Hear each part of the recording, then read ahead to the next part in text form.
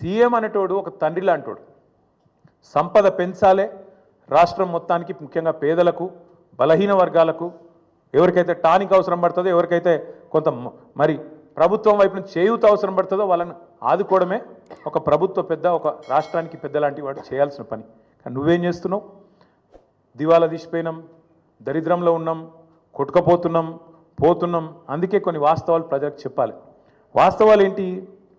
ఏ రాష్ట్రానికైనా ఏ ప్రభుత్వానికైనా ఆస్తులు అప్పులు వారసత్వంగా వస్తాయి.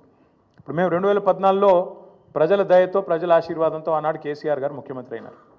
ముఖ్యమంత్రి అయినప్పుడు కేసీఆర్ గారికి మాత్రం వీళ్ళు కాంగ్రెస్ వాళ్ళు మాకు అప్పచెప్పినప్పుడు రూపాయి అప్పు లేకుండా, రూపాయి ఆస్తి లేకుండా ఇచ్చిండ్రా? అప్పులు ఇచ్చిండ్రు, ఆస్తులు కూడా ఇచ్చిండ్రు. అప్పులు ఇచ్చినారు, ఆస్తులు కూడా ఇచ్చినారు. ఆ రోజు 2014 లెక్క తీసుకుంటే, 2014 లెక్క తీసుకుంటే ఇది ప్రభుత్వం యొక్క లెక్క, నా లెక్క కాదు, ప్రభుత్వం యొక్క లెక్క.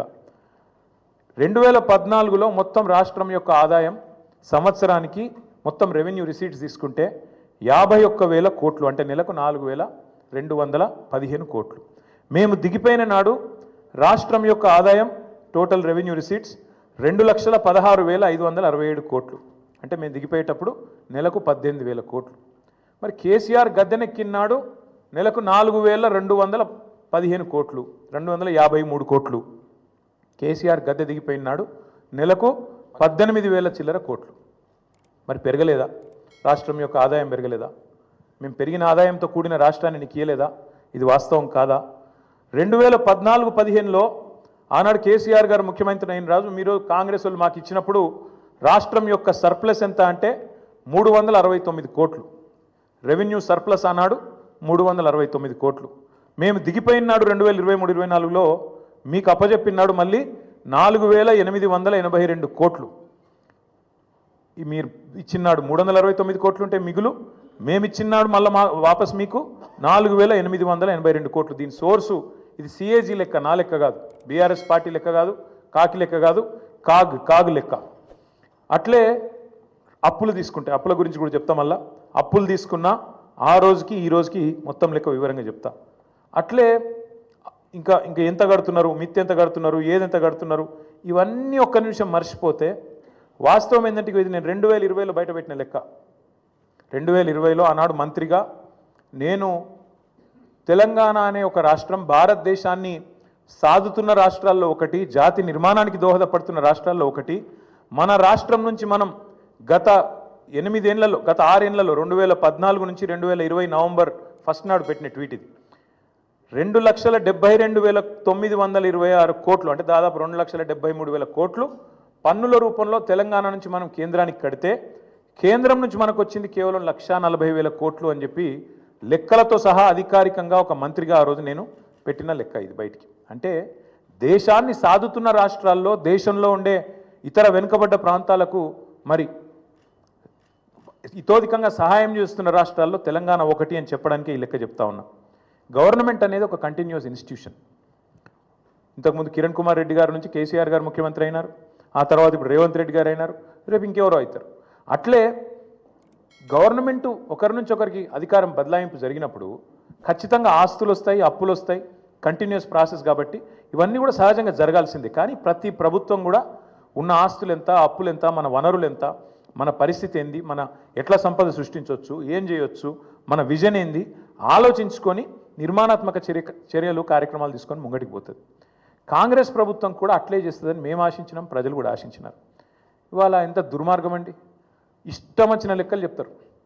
ఎంత అన్యాయం అంటే శ్వేతపత్రం అని మొదలుపెట్టినారు. అధికారంలోకి వచ్చిన మొదటి 2 వారాల్లోనే శ్వేతపత్రం అనే అబద్ధాల జాతర మొదలుపెట్టినారు. మొదలుపెట్టుడే 6 లక్షల కోట్ల అప్పు అయిందని మొదలు పెడతాడు. ఇవాళ ముఖ్యమంత్రి గారు మరి ఎన్నిసార్లు మారుస్తారో అంకే కూడా మాకు కూడా అర్థమవుతలేదు. మొదలుపెట్టినప్పుడు డిసెంబర్ 2023లో 6 లక్షల చిల్లర కోట్ల అప్పు అని చెప్పిండు కేసీఆర్ గారు చేసింది. ఇవాళ చెప్తున్నాడు నిన్న 8,29,000 కోట్లట. ఈ సంఖ్య రోజు రోజుకు మారుతూనే ఉంటుందా? సర్కార్ నడుపుతుండ్రా, సర్కస్ నడుపుతుండ్రా, ఏం నడుపుతున్నారు మీరు? 6 లక్షల కోట్లని చెప్పింది మీరే, మళ్ళీ ఇవాళ 8,29,000 కోట్లను అబద్ధం చెప్తుంది మీరే. అసలు వాస్తవం ఏంది? 4,17,000 కోట్లు మాత్రమే టీఆర్ఎస్ బీఆర్ఎస్ ప్రభుత్వం చేసిన అప్పు. 10 ఏళ్ల కాలంలో సంవత్సరానికి మేము చేసిన అప్పు కేవలం 40,000 కోట్లు మాత్రమే. దాని గురించి వివరంగా ఉంది, చెప్పమంటే చెప్తాను, కానీ మీరు ఎక్కువ తక్కువ చెప్తే కూడా మళ్ళీ మీరు వేస్తారో ఏరో. కానీ ఒకటి మాత్రం వాస్తవం, ప్రభుత్వమే ఇచ్చిన లెక్కలు, నేను చెప్పేది నా లెక్క కాదు, వాళ్ళు ఇచ్చిన శ్వేతపత్రం ప్రకారమే, సోషియో ఎకనామిక్ అవుట్లుక్ ప్రకారమే రాష్ట్ర ప్రభుత్వం మాత్రమే చెల్లించే అప్పు, రాష్ట్ర ప్రభుత్వం స్వయంగా చెల్లించే అప్పు 1,15,599 కోట్లు మాత్రమే. 5% వెరీ లో రిస్క్ కింద ఇచ్చిన అప్పు మరొకటి 89,569 కోట్లు ఉంది. దీనికి ప్రభుత్వం గ్యారంటీ ఇస్తుంది, కానీ కార్పొరేషన్ వాళ్ళే కట్టుకుంటారు, వెరీ లో రిస్క్, అందుకోసమే. అది మొత్తం తీసుకుంటే కూడా 4,478 కోట్లు మాత్రమే. ఇక ఇట్లా చెప్పుకుంటూ పోతే అల్టిమేట్గా బీఆర్ఎస్ ప్రభుత్వం ఆనాడు మొత్తం 10 ఏళ్ల కాలంలో చేసిన అప్పు మొత్తం తీసుకుంటే పూర్తి స్థాయిలో కేవలం 4,17,000 కోట్లు మాత్రమే, అంటే సంవత్సరానికి 41,000 కోట్లు మాత్రమే. మరి నేను అడుగుతా ఉన్న రేవంత్ రెడ్డి గారిని, మీరు దయచేసి చెప్పండి, మీరు 4,000 కోట్ల రూపాయల నెలసరి ఆదాయంతో మాకు అప్పచెప్తే, తిరిగి మేము మీకు 18,000 కోట్లతో అప్పచెప్తే 2023 డిసెంబర్లో, నిన్న ముఖ్యమంత్రి గారు 2025 ఏప్రిల్లో ఏం మాట్లాడుతున్నాడు, మేలో 18,000 కోట్లే వస్తుంది అంటున్నాడు. మేము అప్పచెప్పినాడు 23 డిసెంబర్లో 18,000 కోట్లతో అప్పచెప్పినాం. ఇవాళ నువ్వు 25 మేలో నిలబడి మళ్ళీ 18,000 కోట్లని చెప్తున్నావు. మరి 16-17 నెలల నుంచి నువ్వేం చేస్తున్నావు, నీ ప్రభుత్వం ఏం చేస్తుంది, ఎందుకు ఆదాయం పెంచలేకపోయింది? కేసీఆర్ గారు అప్పచెప్పిపోయిన 18,000 కోట్లు తప్ప రూపాయి అయినా నీ ప్రభుత్వం ఆదాయం పెంచగలిగిందా? ఇది మేము అడుగుతున్న ప్రశ్న. ఇంకొక మాట కూడా మీకు చెప్పాలి, ఎన్ని అబద్ధాలు చెప్తాడు ఈ ముఖ్యమంత్రి అంటే, ఒకరోజు అంటాడు 7,000 కోట్ల అప్పు మితి కడుతున్నా అంటాడు, ఇంకో రోజు 6,500 కోట్లు కడుతున్నా అంటాడు. అసలు వాస్తవం ఏంది? అసలు మిత్తి అప్పు మొత్తం తీస్తే కూడా, బడ్జెట్ డాక్యుమెంట్ ఇది, నాది కాదు కవిత్వం, మొత్తం ఈ ప్రభుత్వం చెప్పిన లెక్క ఎంత తప్పు అంటే, రేవంత్ రెడ్డి గారు చెప్తుంది ఎంత పచ్చి అబద్ధం అంటే, ఒకరోజు 6,000 కోట్లని, ఒకరోజు 7,000 కోట్లని మొత్తం చెప్పింది ఒక ఎత్తు అయితే, మొన్న అసెంబ్లీలో మార్చి నెలలో అసెంబ్లీలో గత 14 నెలలలో రేవంత్ రెడ్డి చెప్పిండు, అది కూడా 14 నెలలలో 64,768 కోట్లు కట్టినా అని చెప్పిండు.